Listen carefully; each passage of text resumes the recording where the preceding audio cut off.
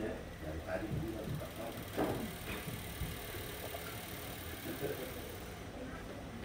Yang keren doanya dulu biar cantik kan. Nggak nampak. Oh, di sini. Sana di sana.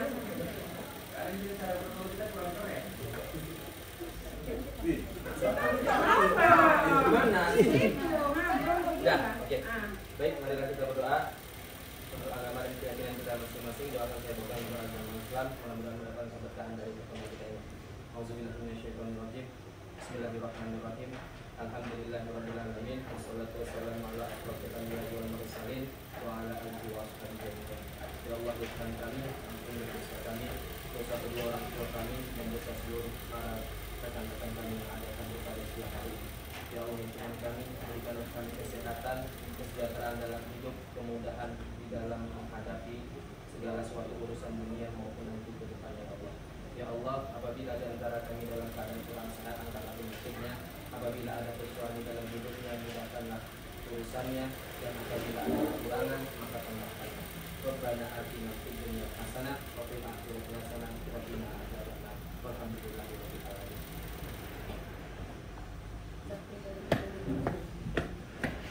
Kata sambutan dari protokol dan kata sambutan dari kapsek kita angka sudah selesai.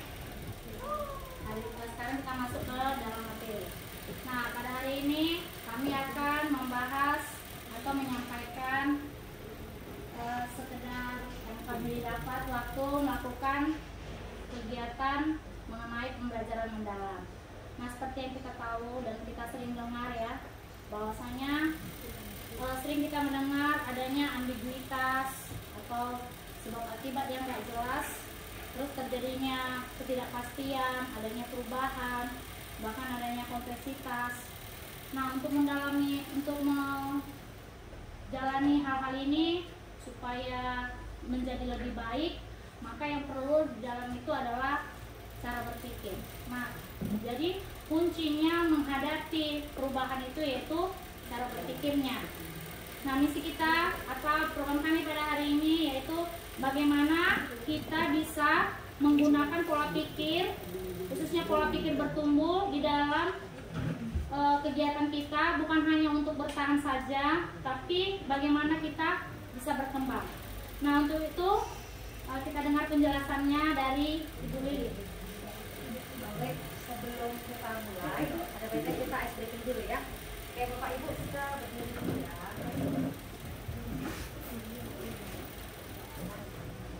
Rija kalau bisa kena backgroundnya ya, Pak? Iya.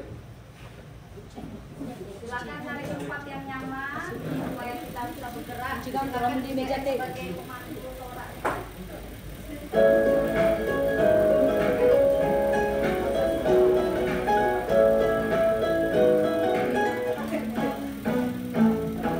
Oke, kita gembira dulu sama-sama ya.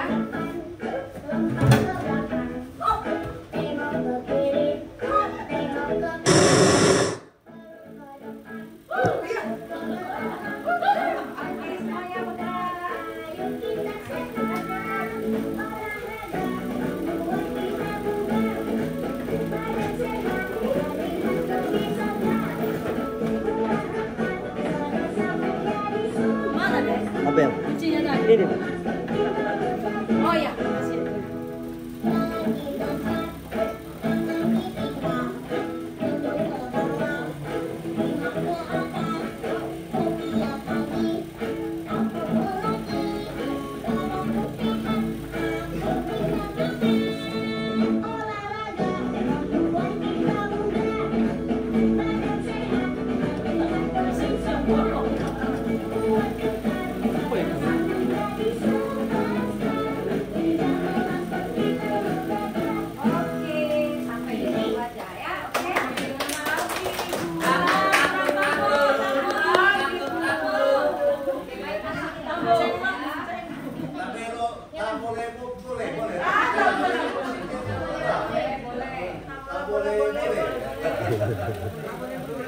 Boleh.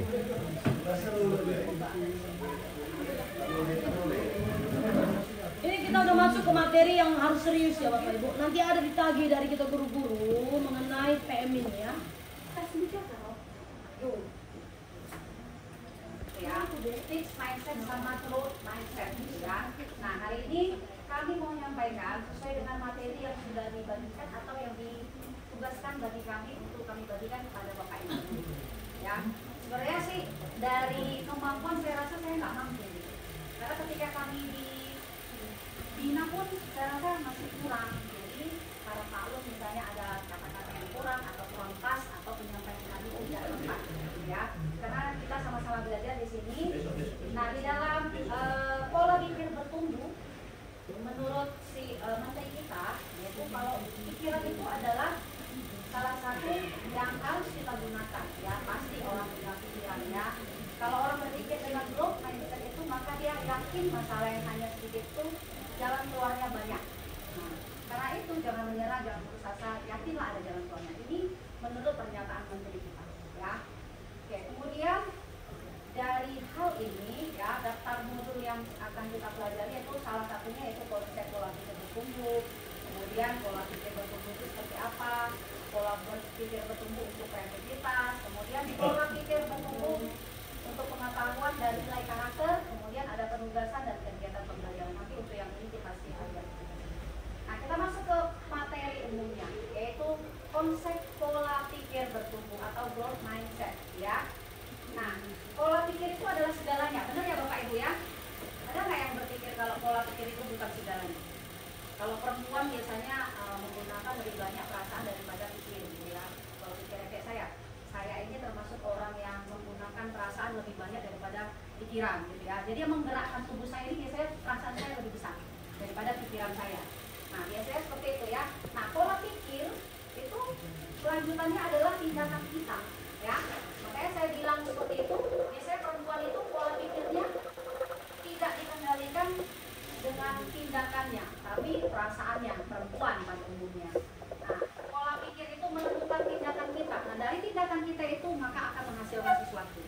Nah, kali ini kita akan belajar tentang pola pikir itu yang mendikte, kemudian membuahkan hasil yang kita peroleh ya. Nah, di sini ada diagramnya atau piramidnya. Yang pertama itu ada alat keterampilan, kemudian pola pikir.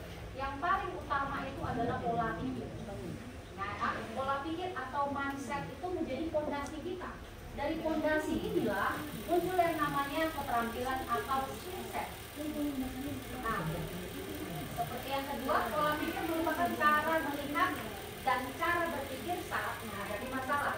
Bagaimana kita bersikap itu ditentukan oleh mindset kita. Bagaimana kita bertindak itu ditentukan oleh mindset kita juga ya.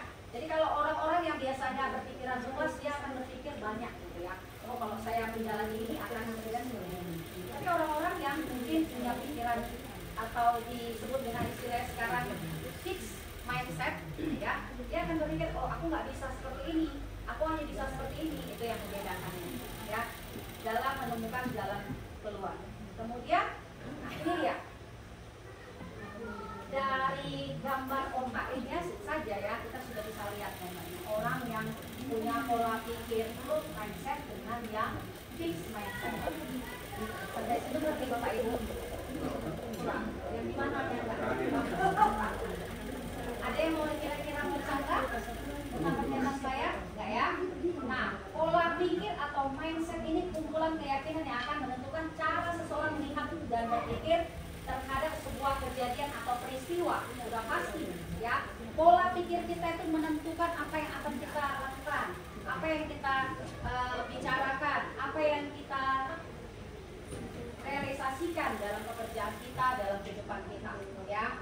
Nah, ini dia jenis-jenis pola pikir.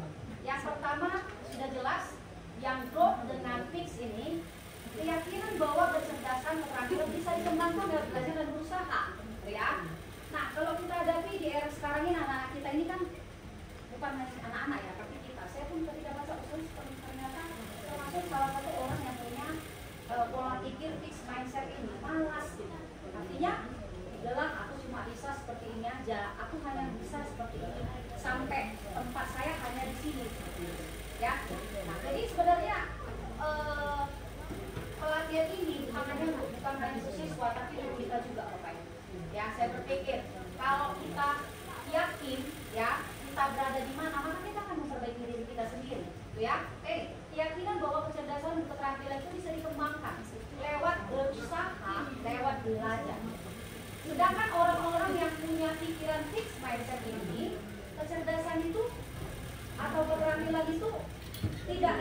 berubah atau genetik, ada orang bilang genetik gitu ya. Oh dia tuh pintar karena orang tuanya pintar gitu ya. Dia itu pintar karena fasilitas. Nah seperti itu, ada juga yang seperti itu ya. Jadi kita boleh lihat jenis-jenis pola pikir pada manusia ya. Jadi sekarang kita, kalau saya tanya di sini, kita ini termasuk yang punya growth mindset atau fixed mindset? Coba yang punya pola pikir growth mindset, tunjuk tangan. Berarti fixed mindset semua ya. Fixed mindset. Oke, kita buktikan. Ini ada pembuktiannya loh. Kalau kita bilang oh saya growth mindset, oh saya fixed mindset, itu akan terlihat dengan tindakan sehari-hari ya. Nah ini dia di sini. Pola pikir tetap itu adalah orang-orang yang punya pola pikir seperti ini ya. Ini pola pikir tetap, ini pola pikir bertumbuh. Nah yang pertama, orang-orang dengan pikiran tetap atau fixed mindset itu biasanya ketika menghadapi challenge ini tantangan ya. Ketika menghadapi tantangan dia akan menghindar ya. Nah di checklist Bapak Ibu kita berada di mana? Menghindar dia ketika dikasih challenge. Tetapi orang-orang yang punya pola pikir bertumbuh atau growth mindset ini, dia akan menerima oh sebagai challenge ini sebagai sebuah tantangan ya, sebagai salah satu yang membuat dia bertumbuh atau membuat dia semakin lebih. Nah kemudian yang kedua, untuk orang-orang yang punya pola pikir obstacle, apa ini tulisannya obstacle ya, obstacle atau disebut juga, ada yang tahu artinya? Rintangan ya, rintangan atau halangan ya. Orang-orang yang ketika menghadapi rintangan ya, yang punya growth mindset itu akan berpikir kalau dia akan bertahan ya, dia akan bertahan. Kemudian orang-orang yang punya pola pikir bertumbuh ketika menghadapi ada effort, itu effort itu usaha ya, usaha dia itu mengorbankan segala sesuatunya untuk lebih baik ya. Dia merasa itu sebuah peluang, bukan mubazir. Nah kadang-kadang kita berpikir gini, kalau aku lakukan ini aku mubazir, anak itu nggak akan melakukan. Nah awal-awal saya ngajar ini juga seperti itu ya. Saya sampai bawa keyboard itu nyanyi. Anak-anaknya nggak mau nyanyi, capek saya pikir. Saya keringat sampai dari atas sampai bawah. Keringat saya pernah loh dari kepala ini sampai ke bawah netes gitu kan, saking semangatnya. Tapi anak-anaknya diam aja. Satu masa beberapa kali saya berpikir kalau itu suatu hal yang mubazir gitu ya. Sementara kita effort kita sudah sangat besar gitu ya. Bawa itu tasnya berat kali bawanya karena laptopnya jadul. Berapa gitu, berat kali. Jadi saya pikir kalau bawa laptop beberapa kali saya tinggalkan di sekolah, saya titip sama Pak David karena berat kali bawanya gitu ya. Tapi ternyata di tengah jalannya sering kali saya merasa kayak banget jadi ada artinya gitu. Beberapa kali saya merasa seperti itu ya. Jadi saya pikir kalau saya tuh sering berada di pola berpikir yang naik turun. Pernah nggak kita seperti itu? Bapak Ibu ini diem aja.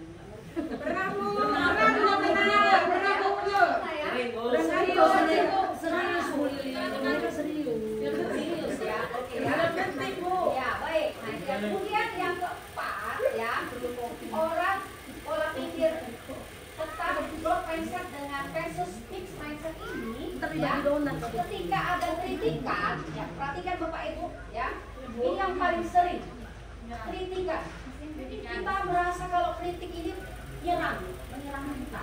Padahal kalau orang-orang yang bertumbuh itu dia merasa itu informasi gitu ya. Oh senang, kamu jangan kayak gitu, kamu jangan gini. Oh dia merasa dia diserang. Nah itu sangat salah ya. Ternyata kita berada di fixed mindset kalau kita itu diserang secara pribadi, secara personal. Ternyata kalau kita ketika dikritik itu bukan serangan tetapi informasi. Nah, mulailah kita mencari mana yang sebenarnya harusnya kita lakukan di dalam pikiran kita ya. Mindset kita ditentukan oleh tindakan kita.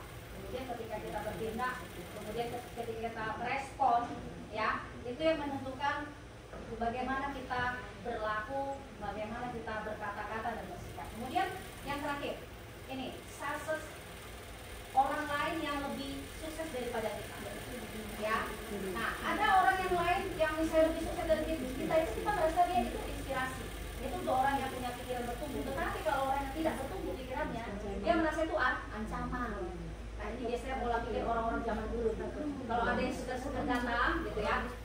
ada ya, nggak tahu saya ya.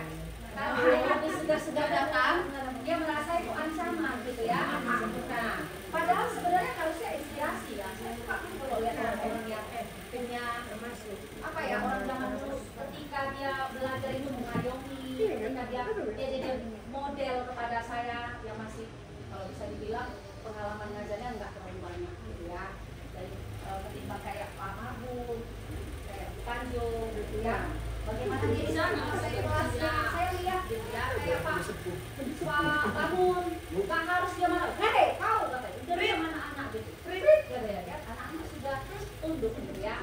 Nah, ini menunjukkan kalau orang-orang yang lebih sukses di dalam pelajaran maupun pengajarannya itu menunjukkan kalau dia itu harusnya menginspirasi kita. Itulah orang-orang yang punya pikiran bertumbuh atau growth mindset. Oke, setuju Bapak Ibu? Setuju. Kita berada di mana ini sekarang? Sekarang kita berada di mana? Lebih banyak Farida? Iya. Kebanyakan kita memang masih punya pola pikir yang naik turun atau kadang-kadang berada di growth, kadang-kadang di fix ya. Nah, studi kalau orang luar negeri ya bilang kalau kita itu punya yang namanya Indonesia itu paling sedikit yang punya pikiran bertumbuh. Kita persennya sedikit kecil. Makanya kita pola pikir kita masih terhubung di dalam pola pikir yang salah sebenarnya ya. Nah, oke. Nah, baik kita lanjutkan. Kelamaan. Ya, oke. Mungkin Bu Apa mau nambahin enggak? Ya, nggak usah. Oke. Nah, dari pola pikir bertumbuh ini Itu yang berisiko di dalam pengajaran kita ini yang akan kita aplikasikan dalam pelajaran kita sehari-hari pada murid ya Bapak Ibu ya. Dari yang namanya cara mengenali suara PPT. Tahu apa itu PPT? Bapak Ibu. Kemudian berbicara kembali dengan suara PPT. Ya. Apa itu PPT? Pola pikir tetap itu menimbulkan kekhawatiran menghadapi tantangan dan kesulitan. Merasa kalau ketika dikasih sesuatu yang baru udah khawatir gitu ya. Zaman saya ketika kecil disuruh ke depan aja udah gemetar gitu ya. Nah, itu kan suara hati kita yang salah ya. Kemudian diharapkan ketika kita sudah mendengar itu disadari kalau kita itu punya pilihan ya. Kemudian balik ke sini. Orang yang menimbulkan, orang yang sudah belajar dengan pola suara PPB ya, itu akan menimbulkan optimisme di dalam dirinya ya, dalam menghadapi kesulitan, dalam menghadapi tantangan. Kita akan optimis, kemudian melakukan aksi sesuai suara PPB ya Bapak Ibu ya. Nah, saya lanjutkan biar nggak terlalu lama. Nah, ini dia skemanya atau bagiannya atau pembagian orang-orang yang punya pikiran tetap dengan orang-orang pikiran bertumbuh. Fixed mindset dengan growth mindset. Kalau saya gagal berarti saya tidak mampu. Nah, itu seringkali kita tanamkan di dalam pikiran kita. Ah, udahlah saya sampai di situ aja, udah selesai. Anak-anak sekarang juga sama.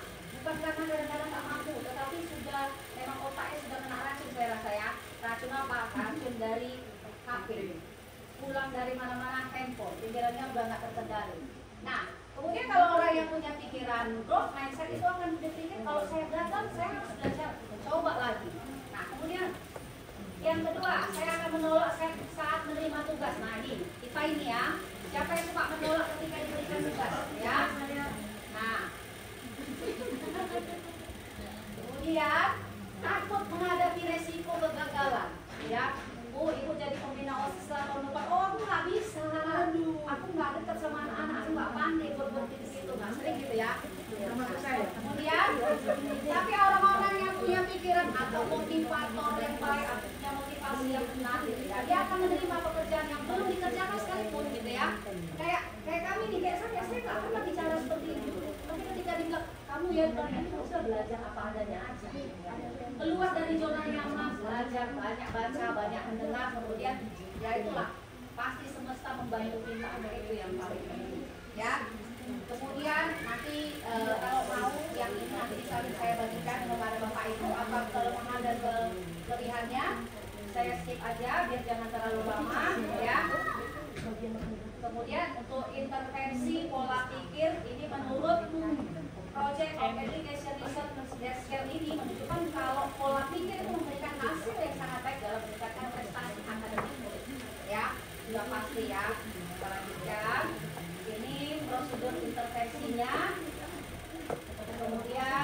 lanjutkan dan jelas. Lalu jelaslah kepada murid tersebut tentang PPT dan PBB dan perbedaan utamanya pada saat menghadapi tantangan dalam belajar.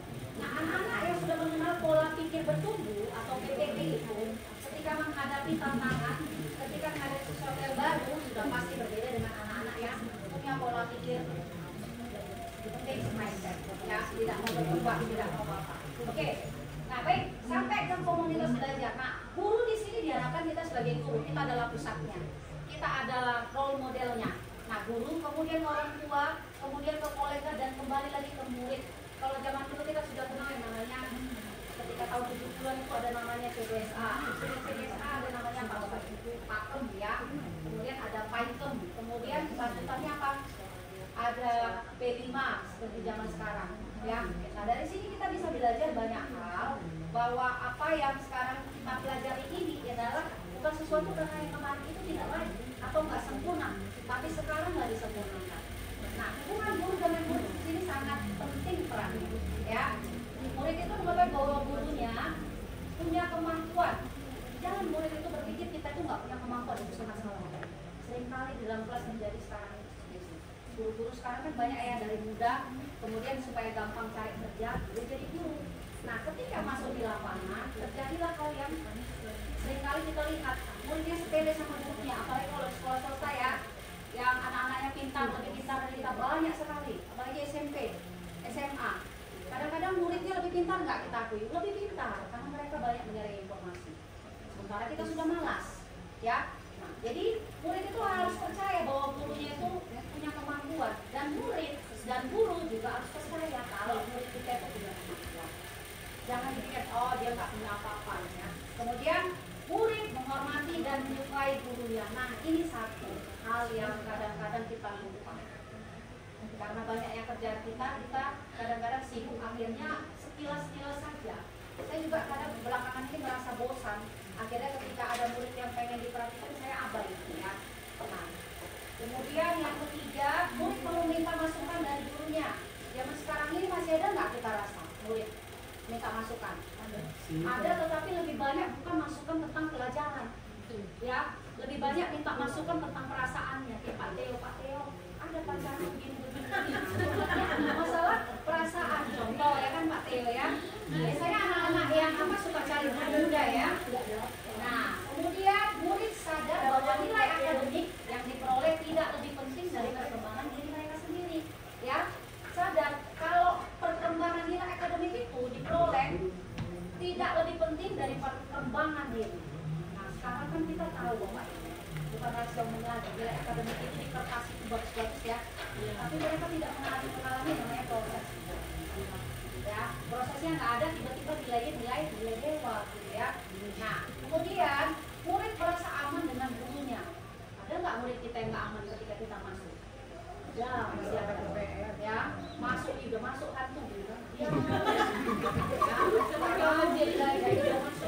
ada juga terlalu aman, malah justru itu nggak baik. Terlalu aman jadi suka-sukanya, ya nggak? Nah, terlalu aman ya rasa, tidur di sana, tidur di sini, makan. Nah, itu juga salah. Jadi, bagaimana sikap aman yang sebenarnya yang harusnya guru sampaikan kepada murid? Kita belajar bersama, ya. Nah, kemudian ini balik lagi sesudah itu kita masuk kepada ujian pribadi sama namanya ujian proses. Saya sebelumnya nggak tahu itu apa, ya. Ada ternyata ujian pribadi, ada ujian proses. Ya, apa bedanya ujian pribadi dengan ujian proses ini? Yang disebut dengan ujian pribadi ini, kamu pasti pintar, itu ujian pribadi, ya. Ini yang sering kita lakukan, kamu pintar kali, ya. Itu ujian pribadi. Ternyata itu nggak membuat dia bertumbuh. Ada anak-anak yang ketika itu ujian pribadi, ternyata ketika dia belajar hanya untuk ujian aja, bukan untuk menambah sesuatu yang lebih, ya. Ada anak-anak yang memang cari prestasi untuk diuji, itu yang disebut dengan ujian pribadi. Sedangkan untuk ujian proses, ini anak-anak kita pasti sudah bekerja keras, ya. Makanya kamu dapat ini, nah itu namanya ujian proses, ya. Nah, ternyata sudah diselidiki ujian pribadi ini dengan ujian proses ini memang yang berbeda. Ternyata ujian proses, ya. Karena ujian pribadi itu sering kali melahirkan anak-anak yang cacat secara kepribadian. Artinya dia tuh mau jadi juara satu karena ujian, ya. mau sesuatu itu mendapatkan sesuatu supaya dilihat orang, supaya dapat pujian. Tetapi ketika ada pujian proses di dalamnya, nah misalnya seperti ini, kamu butuh materi-materi yang akan menantang otakmu, nah dia akan menggali lagi potensinya. Dia akan lihat lagi apa yang membuat saya berkembang, apa yang membuat saya ya lebih baik lagi ya. Skip aja. Nah ini menurut pendapat profesor tentang penilaian prinsip PBB ya. Nah ini dia, the power of yet. Artinya apa? Kata belum, bukan tidak bisa. Ya. Kalau misalnya aku tidak bisa melakukan ini, dengan aku belum bisa melakukan, ya. Belum dengan tidak itu beda ya Bapak Ibu ya. Belum bisa berarti ada suatu saat nanti dia bisa. Tetapi ketika dia bilang aku nggak bisa, berarti dia tidak akan bisa selama-lamanya. Nah ini mindset juga dalam pikiran. Aku nggak bisa gitu ya. Tapi aku belum bisa lah, berarti dia akan belajar. Ya, the power of yet ini membuat pikiran kita, ya pola pikir bertumbuh pada anak-anak yang mau berkembang. Oke, target dan performanya ini, nah berikut ini ada target. Target performa versus target pembelajaran. Mana yang paling penting? Performance goals atau learning goals? Mana yang paling penting? Pastinya goal kita itu yang paling penting adalah pembelajaran ya, bukan performa kita di depan. Ya, apa yang kita dapat, apa yang akan kita. Oke baik, karena Bu Tisan sudah ngantuk saya. Ini dia skripsinya. Saya skip aja. Oke, ini pembelajaran berbasis otak ya. Kita lihat. Nah ini agak mendalam. Nanti kita akan lanjutkan untuk pertemuan berikutnya kalau ada. Nah ini peta mapnya, peta pikiran pada manusia ya. Manusia yang punya mind mapping itu yang mana? Biasanya orang-orang yang punya pikiran bertumbuh dia akan bikin, oh aku besok kesana kesini, aku lihat ini ya. Dia akan tahu cara bagaimana menempatkan potensi dalam dirinya. Oke. Kemudian ini adalah peta dalam menyusun pola pikiran. Mulai dari pusat, kemudian cabang utama, kategori dan lain-lain. Oke, sampai di sini Bapak Ibu penyampaian materi saya. Karena kalau ditelaah lebih dalam panjang sekali, nggak berhenti ya. Oke, sampai.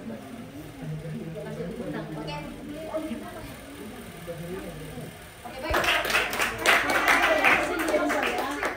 Bapak Ibu, kita ini bukan pengimbasan odong-odong. Ya, tetap nanti ada tagihan dari Bapak Ibu. Jadi yang mengimbaskan mereka, karena mereka kemarin diputus sekolah, kita bayar jutaan untuk mereka dapat ilmu di sana, dan mereka mau transfer ilmu yang mereka dapat ke Bapak Ibu. Jangan nanti sudah siap penjelasan, sudah selesai semua, nggak ada yang tinggal sedikit pun. Ya, ini nanti dituntut juga dari kalian, ya Bapak Ibu ya. Kalau ada yang kurang jelas tanya. Ini yang diutus ini yang pintar-pintar ini.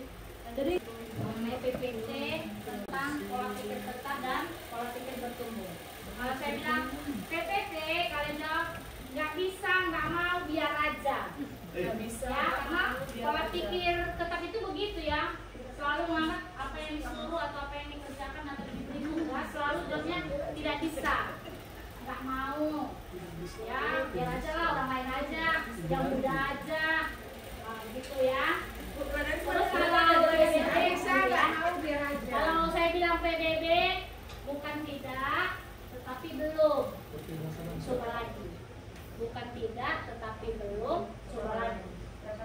Ya, batangnya aja. Bisa nggak mau? Ya, nggak bisa, nggak mau, biar aja. Nggak bisa, nggak mau, biarin aja. Oke. Oke. Sudah bisa Bapak Ibu?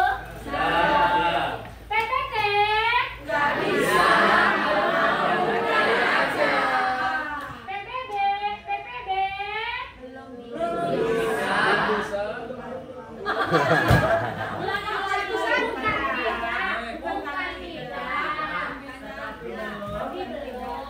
Coba lagi. Bukan tidak, tapi belum. Coba lagi. Bukan tidak, tapi belum. Coba lagi. Sampai PPT. Gak bisa. Biar aja. PPD. Bukan tidak.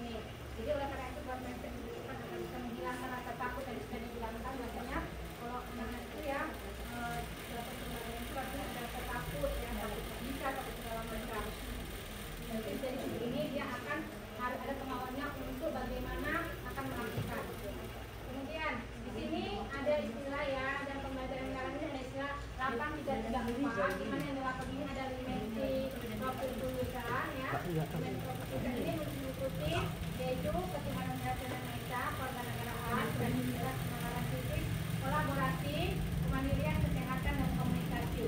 Yang ketiga adalah prinsip pembelajaran. Prinsip pembelajaran ini nanti ya ada berkesadaran, bermakna dan mengembirakan nanti. Jadi dalam SPP itu nanti kelanjutannya ada nanti akan mencakup dia poin-poin yang akan tiga empat ini.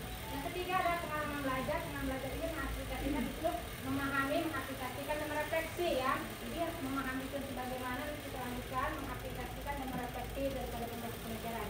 Yang keempat adalah kerangka pembelajaran, yaitu meliputi dia adalah praktik pedagogis, kemitraan pembelajaran, lingkungan pembelajaran dan pemanfaatan digital. Jadi di sini ada pemanfaatan digital dan tentunya Bapak Ibu ya.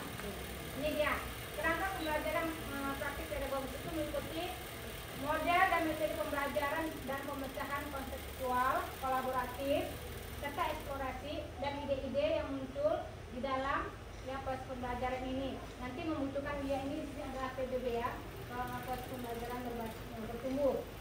Kemudian lingkungan pembelajaran dalam pengembangan budaya belajar ini menciptakan pembelajaran kondusif serta motivasi murid untuk bereksplorasi dan berkolaborasi membutuhkan PPB karena murid membutuhkan keyakinan yang kuat bahwa lewat eksplorasi dan kolaborasi mereka bisa tumbuh dan berkembang. Kemitraan dalam yang ketiga ini nanti meliputi hubungan antara guru dengan murid, guru dengan orang tua ya, serta guru membutuhkan PBB karena membutuhkan adanya saling percaya dan setiap pihak yang terlibat. Jadi nanti kita bisa melibatkan kemitraan ini kepada orang tua atau UMKM kecil yang ada di sekitar kita sini. Atau misalnya kalau kita di sini adalah kampung kita. Kemudian pemanfaatan digital ya. Pemanfaatan digital ini adalah membutuhkan mindset agar terbentuk keyakinan bahwa manusia dan mesin tidak harus bersaing tapi harus berkolaborasi ya. Jadi artinya apa di sini? Bahwasanya kita ini belajar berhubungan dengan IT, tapi IT tidak bisa menjadi guru ya. Itulah perbedaannya. Kemudian memahami. Nah, pengalaman belajar ini tadi yang 3M. 3M ini adalah memahami, mengaplikasi dan merefleksi. Dalam peran pola pikir bertumbuhnya memahami itu adalah murid sering berhadapan dengan hal-hal berbagai tantangan kesulitan sehingga butuh PPB agar mereka mau bertahan serta terus mencoba. Mengaplikasikan. Dalam tahap penerapan kritis, kreativitas sangat dibutuhkan sebab menghubungkan materi dengan kehidupan hidupnya, pemecahan masalah yang dibutuhkan PPB agar murid tidak takut. Ya, tidak takut ini dengan berbagai kendala yang terjadi itu jangan aplikasikan. Lalu merefleksi.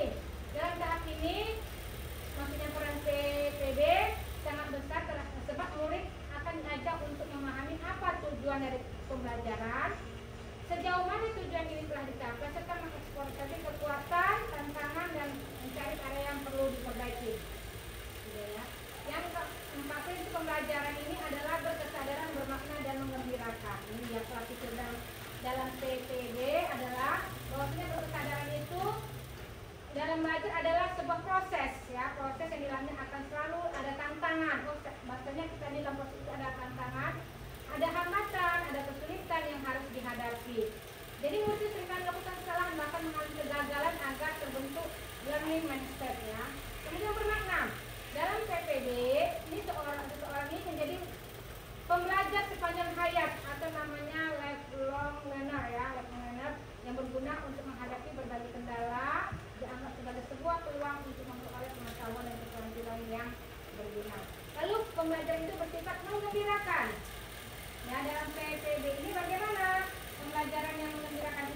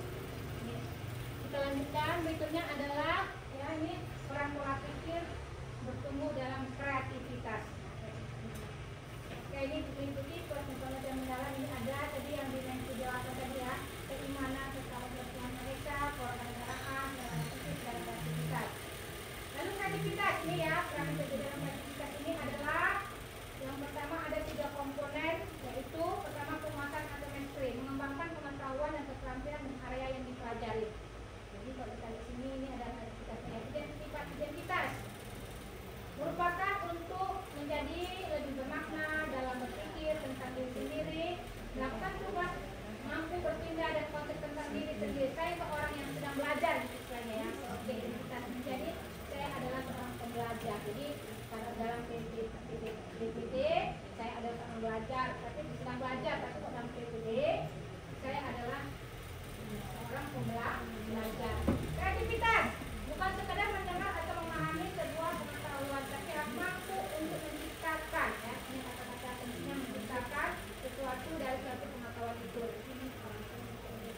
Jadi ada siklus IKI. Apa siklus IKI? Yang pertama melakukan hal yang sama, iterasi, dia melakukan hal yang sama secara berulang untuk menimbulkan iterasi, lalu memikirkan hal-hal baru yang lebih baik, ini menciptakan kreativitas, lalu melakukan hal yang baru dan lebih baik, itu namanya inovasi. Jadi siklusnya IKI ya. Berikutnya, ini zonanya ya Bapak Ibu ya. Zonanya ini ada literasi ini, tentunya tadi lebih besar lagi, kemudian pelatihan berkembang. Jadi kalau kita presentasikan nanti pasti lebih banyak yang literasi, kemudian pelatihan berkembang, kemudian kreativitas, lalu inovasi. Ini ada sertifikatnya ya. Kreatifnya ini ada laboratifnya, quiz, alternatif, ini kebalikannya. Jadi ini adalah kreatifnya. Dan yang juga nih ya. Oke, ini sampai di sini saja. Nanti soal ini sudah kita lanjutkan untuk pada sudah ya. Pada moderator kami silakan.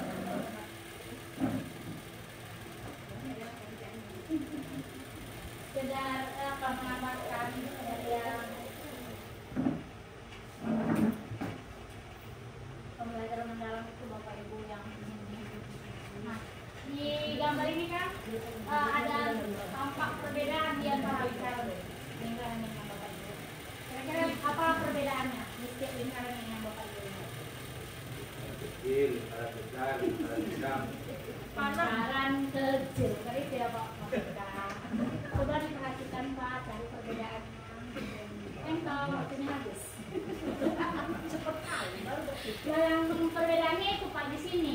Ya, di sini ada arus dan tanahnya. Jadi kita melakukan kegiatan di kelas nanti, dia harus sesuai alur ini. Tidak boleh dari aplikasi dulu, terus nanti refleksi baru memahami, nggak bisa. Tapi kalau yang ini Pak, yang dari 8 dimensi profil lulusan, prinsip besar ini, prinsip pembelajaran, rangka pembelajaran itu boleh, mana aja Bapak mau duluan boleh.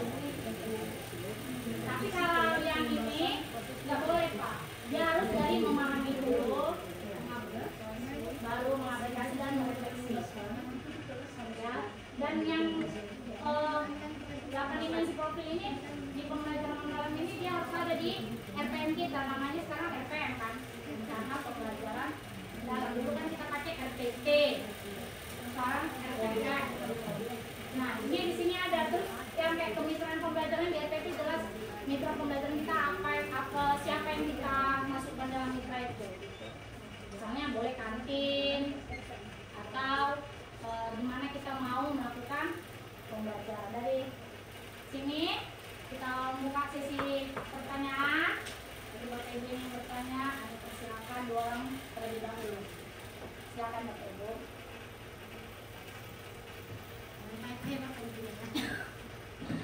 Yang bisa kita buat terhadap siswa kita agar dia bisa timbul kalau mindsetnya, dia ada mindsetnya. Maksudnya dalam aplikasi pembelajaran digital. Saya pikir kalau yang untuk yang growth mindset dengan yang tampung dulu Nah itu kan Pak, itu kan dapatnya dari teori si Bill Gates, tadi di sini ada. Nah, Bill Gates itu menyatakan fixed mindset itu sama seperti pola pikir tetap Pak. Nah, jadi di pola pikir ini ya kita sebagai guru, bagaimana cara kita mengubah mindset si anak tadi dengan cara mindset kita duluan kita ubah. Sehingga di dalam pembelajaran anak-anak tadi bisa menyenangkan di dalam pembelajaran. Sehingga tumbuhlah growth mindset anak-anak tadi, Pak. Yang biasanya kan kalau kita suruh dia, kamu dulu maju, coba dulu kamu perkenalkan diri pakai bahasa Inggris, terus dia takut, nggak berani. Maka bagaimana cara seorang guru tadi dalam mengubah pola pikir si anak tadi sehingga dia lebih berani gitu. Itulah dia Pak caranya kan. Karena menurut siapa?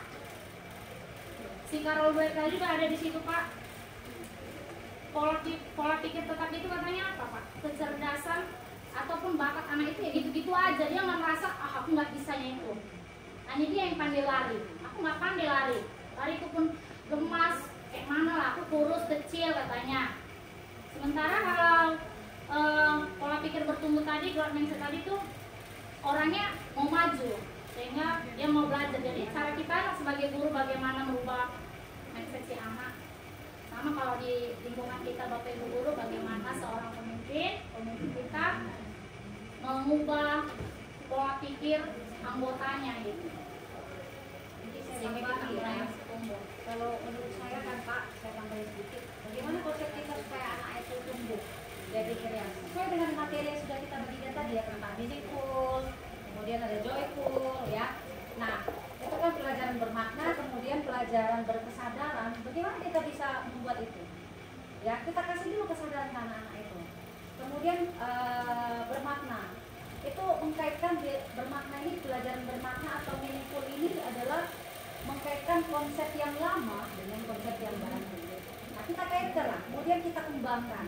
Nah, ketika kita kembangkan konsep yang lama dengan yang baru ini, jadi anak-anak kan nggak kaget ya, tiba-tiba yang baru dia nggak kenal gitu kan. Kita konsep, kemudian sesuatu yang baru muncul. Nah, ketika anak-anak sudah sadar, kemudian ternyata itu punya makna dalam pelajaran dia. Kemudian maka kita juga konsep dalam sebuah yang namanya joyful, menggembirakan. Pelajaran itu menggembirakan, nggak buat anak-anak boring, bosan gitu ya. Nah, maka di situ akan timbul yang namanya growth mindset anak-anak. Nah, kalau kita sendiri juga, kalau kita gaya ngajar kita dari hari ke hari gitu, saya aja pun bosan, ya. Saya aja pun kadang bosan ngajarnya. Bapak Ibu pernah nggak merasa bosan ngajar? Sering ya. Boring banget kita ya. Nah, ternyata cara kita mengajar itu pun membuat kita bosan. Makanya saya bosan. Makanya saya buat nyanyi-nyanyi, saya banyak bergerak. Nah, ternyata itu meningkatkan gairah anak-anak ketika belajar. Nah, jadi gimana caranya kalau kita?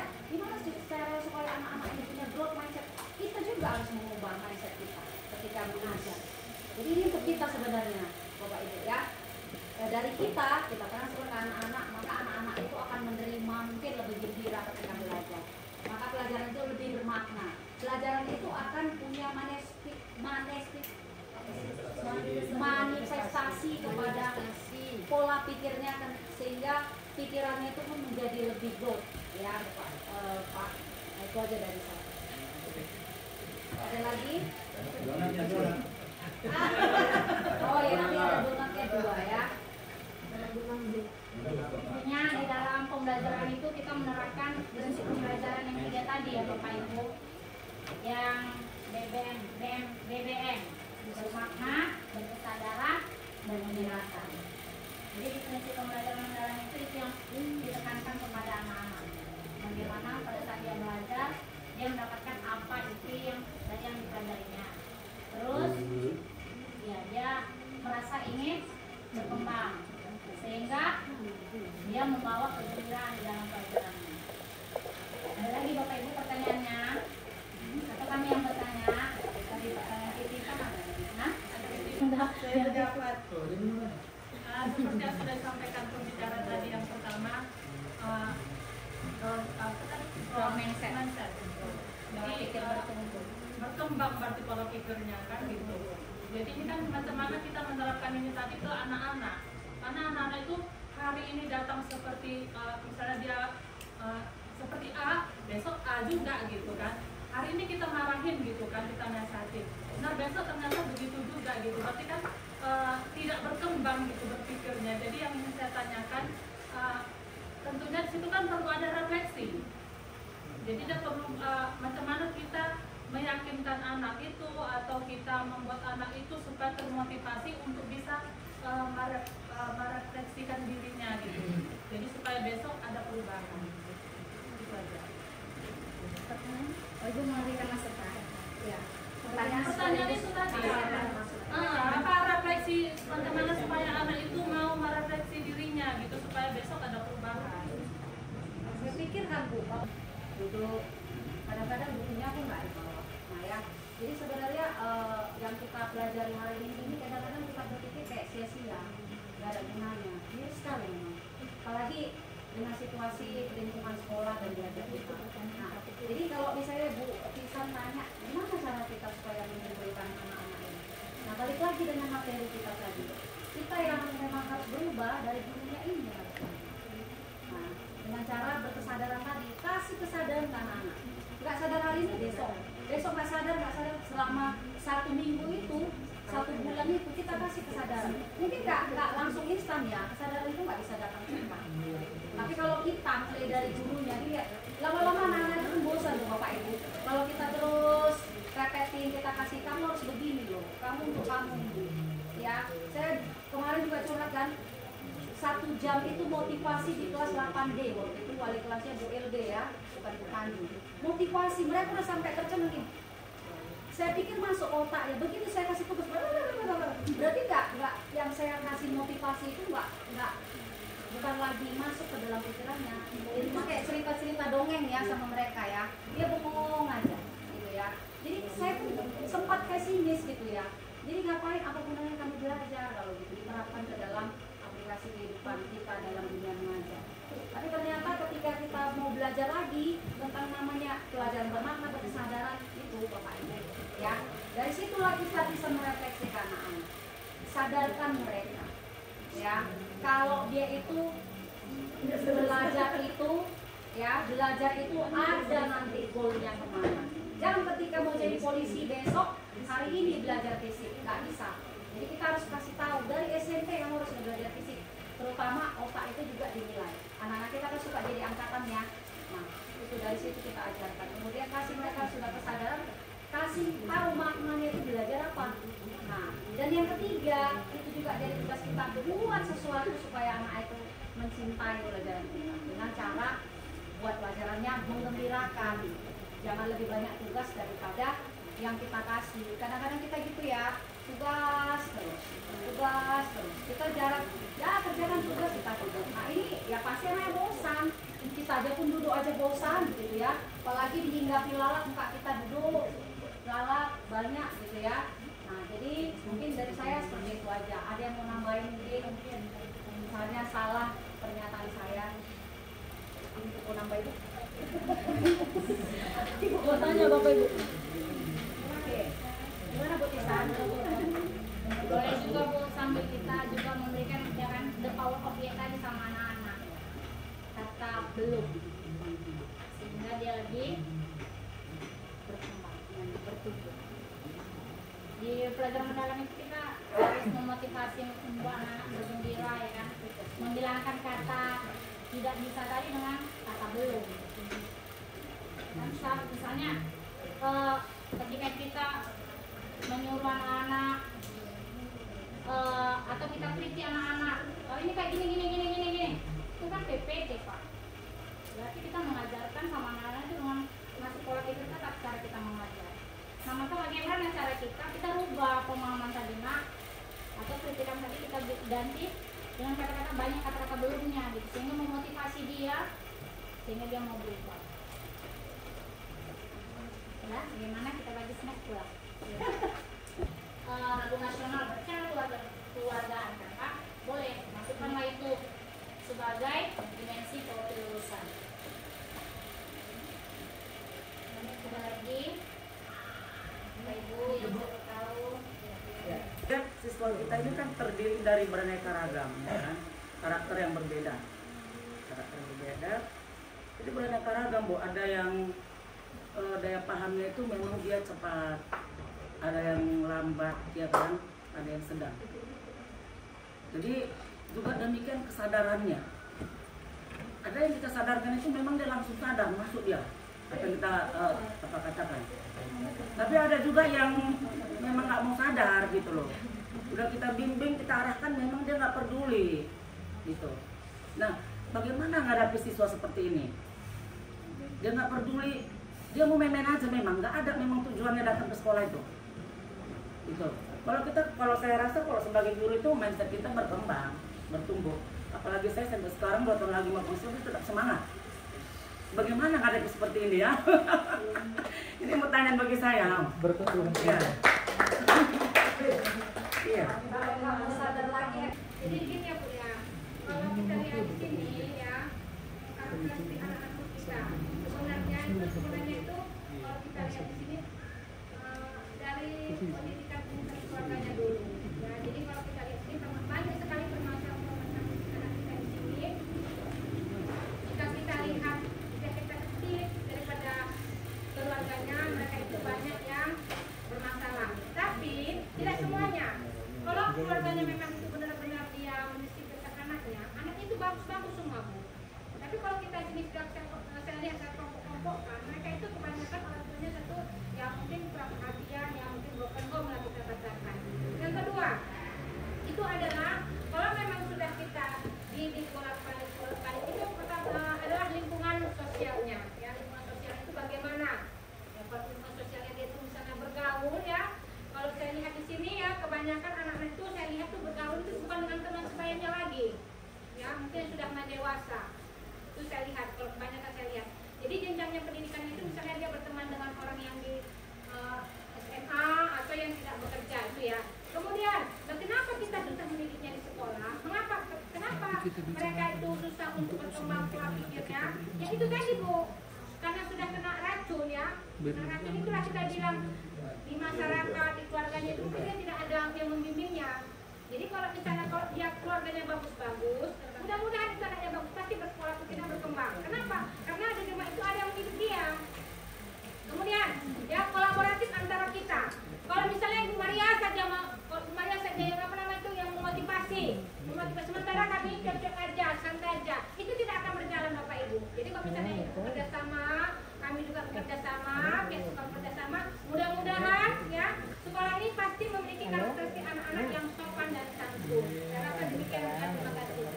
Kasiran ya Nanda, jadi juga Kesadaran itu dari diri sendiri sebenarnya. Dan kerjasama antar kita orang tua. Kalau sendiri anak ini tidak disadarkan juga memang mereka masih pada usianya kan memang belum mampu ya. Tujuan kita kan tuh baik, tapi masalahnya gurunya juga kadang-kadang malas masuk gitu kan. Ada juga gitu ya Bu ya. Makanya tadi bilang Jadi orang harus semangat. tadi kan saya bilang udahan. Kalau Ibu Maria saja misalnya memotivasi siswanya itu kami tidak. Ya maka siswa itu tidak akan mengubahkan mindsetnya. Tapi kalau kita sama-sama mudah-mudahan ya kan Bu, sama. Peraturan itu sama-sama kita terapkan. Ya. Jadi kalau misalnya maksud Ibu ada berusia anak masuk, berusia dia masuk, bahwa ya. Saya pun gitu juga ngawas kemarin saya ke sana. Sementara gurunya kemarin itu nggak ada di kelas, pening kepala saya. Gurunya datang gurunya datang ke sana. Mana nih gurunya nih? Saya udah ini. Udah nggak masuk pelajaran, saya mau ngajar karena anak saya mau belajar. Anak saya itu semua berkembang mau belajar. Tapi gimana? Maka saya bilang tadi ada kolaboratif antara kita semuanya Bu. Istilahnya dibilang dengan kerjasama lah. Saling apa perasaan itu kan kayak tadi perasaan aku kalau nggak di kelas kayak mana ya sama tetanggaku ya, aku kan nggak enak gitu katanya. Sebenarnya aku kalau di rumah ini punya musik pamer aku, power ini sound grang. Sementara tetanggaku kayak mana? Itu kan perasaan ya seperti itu juga.